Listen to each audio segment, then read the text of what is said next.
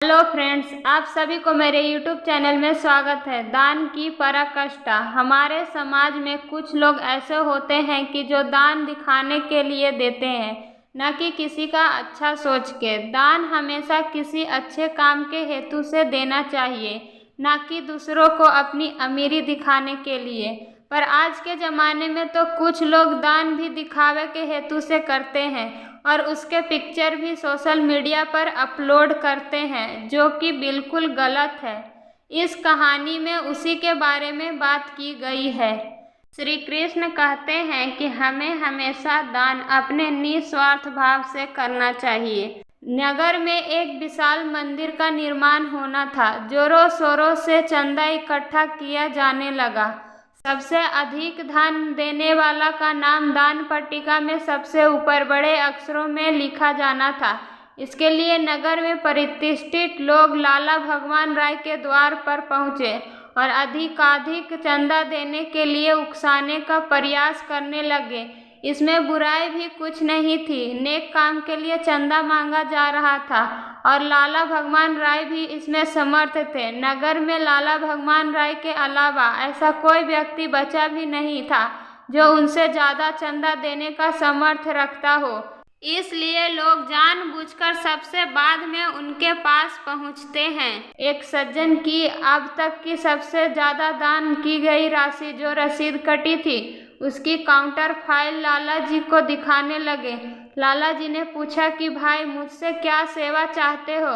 आगंतुकों में से एक ने कहा कि इन्होंने 11 लाख रुपए दिए हैं, अतः आप कम से कम 12 लाख रुपए अवश्य दें, जिससे दान पट्टिका में आपका नाम सबसे ऊपर बड़े अक्षरों में लिखा जा सके। लाला जी ने कहा कि मेरा नाम सबसे ऊपर लिखने की जरूरत नहीं है। आप जो कहेंगे वो सेवा मैं करने के लिए तैयार हूँ, पर एक शर्त पर। और वो शर्त ये है कि दान पट्टिका में सबसे ऊपर बड़े अक्षरों में नाम इन्हीं सज्जन का लिखा जाए जिन्होंने अब तक की सबसे ज़्यादा रकम 11 लाख रुपए दी है। इसके फौरन बाद लाला जी ने 20 लाख रुपए उन्हें थमाते हुए कहा कि लो, 2 रसीदें काट दो। एक रसीद 10 लाख की मेरे नाम से और दूसरी 10 लाख की रसीद मेरे सहधर्मिणी के नाम से। दान पट्टिका पर सबसे ऊपर बड़े अक्षरों में नाम लिखवाने के उद्देश्य से दिया गया दान वास्तव में यश की कामना से दिया गया दान है, जो सकाम कर्म की श्रेणी में आता है। दान हमेशा यश की कामना से ऊपर उठकर देना ही श्रेयस्कर है।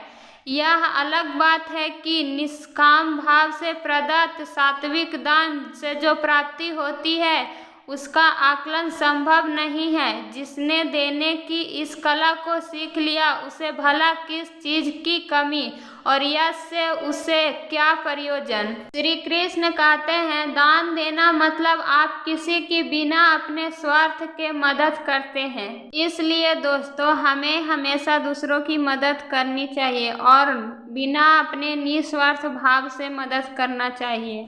अगर आपको हमारी स्टोरी पसंद आई हो तो लाइक करें, शेयर करें और कमेंट में बताएं कि स्टोरी कैसी लगी। ऐसे और स्टोरी के लिए हमारे चैनल को सब्सक्राइब करें।